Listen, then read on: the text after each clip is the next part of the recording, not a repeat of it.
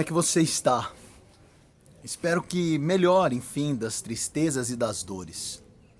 A gente falava da saúde emocional e espiritual, né? Da questão relacionada à vinculação de uma religiosidade que maltrata, uma espiritualidade vazia. Eu estava lendo um livro e aquele autor compartilhava comigo alguns sintomas que vão acabar me mostrando um pouquinho mais sobre sobre esse viés da minha vida, se eu estou ou não doente. E o primeiro que eu gostaria de compartilhar aqui com vocês, que fez muito sentido na minha vida, é quando ele usa o seguinte termo: é usar Deus para escapar de Deus. Olha que interessante.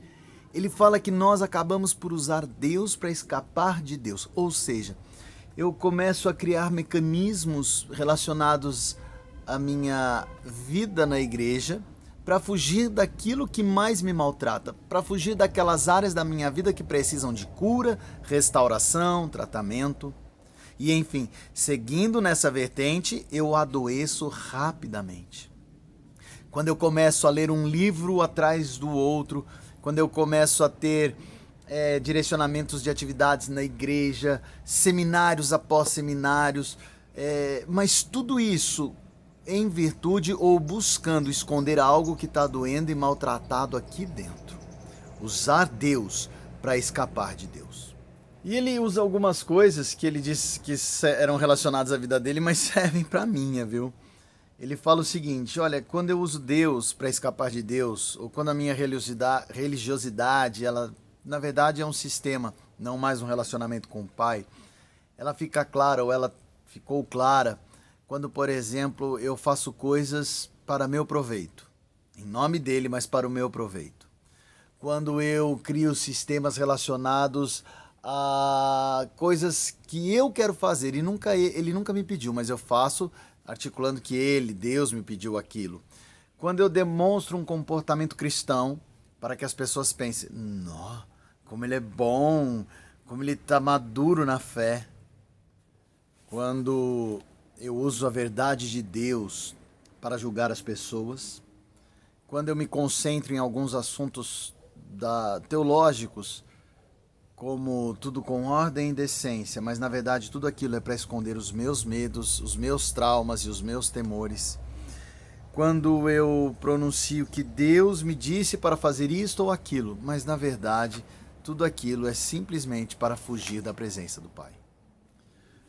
Quando eu aplico algumas verdades bíblicas, algumas verdades de Deus, mas de forma seletiva, sabe? Só para atender os meus propósitos.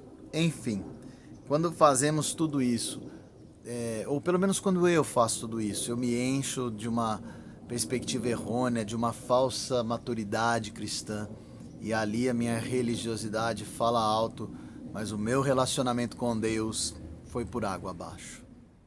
Sabe? E eu comecei a perceber, conforme aquele autor dizia, que quando eu aplico de forma equivocada o contexto da palavra de Deus, grandes distorções são aplicadas na minha vida e isso vai ter uma consequência trágica.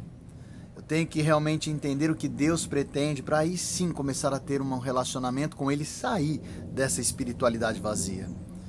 Vou te dar um exemplo. Quando Cristo fala que se alguém quiser seguir a Ele, tem que se negar e carregar a sua própria cruz, ele não queria que eu viesse a dar um tiro na minha cabeça ou viesse a padecer de sofrimentos eternos.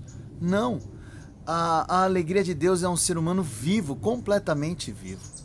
Mas é um ser humano vivo e forjado, preparado para os embates da vida. Esse é o contexto geral. Agora, como eu tenho aplicado isso no dia a dia, não é? E as outras verdades, como eu tenho aplicado elas na minha vida? Será que tenho realmente usado Deus como plenitude e essência de vida, ou tem usado Deus para fugir de Deus?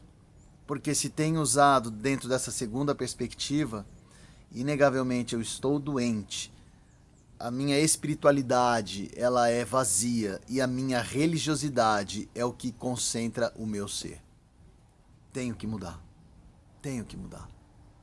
Então, eu comecei a empreender na minha vida e no meu cotidiano buscar mais a essa negação busquei mais o me esvaziar, e aí eu entendi que quando eu me nego e me esvazio, por ele eu sou reencontrado e preenchido, sendo vivo em plenitude. Forjado, mas vivo. Preparado para as lutas do cotidiano, para as tribulações que virão. Enfim, na minha vida tem funcionado assim. Eu não sei como é que você tá, sabia? Eu não sei se a tua religiosidade tá fadada como a minha, né? Como a minha estava um negócio chato, um negócio murmurador, ou se a sua vida, o seu relacionamento com Cristo tá realmente vivo e ativo. Eu não sei. Mas espero que você cresça dia após dia no contexto geral da palavra de Deus. E aí, viva em plenitude essa negação e esse vazio. Porque o resultado disso tudo é o encontro, é o encontrar e o ser preenchido. E aí, muita coisa boa vai acontecer na tua vida. Porque esse é o real e o verdadeiro desejo de Deus. Beijão pra vocês, viu? Beijão pra vocês. Amo vocês, amo. Orando pra tua semana ser benéfica, ser boa, produtiva, de crescimento, como a minha também.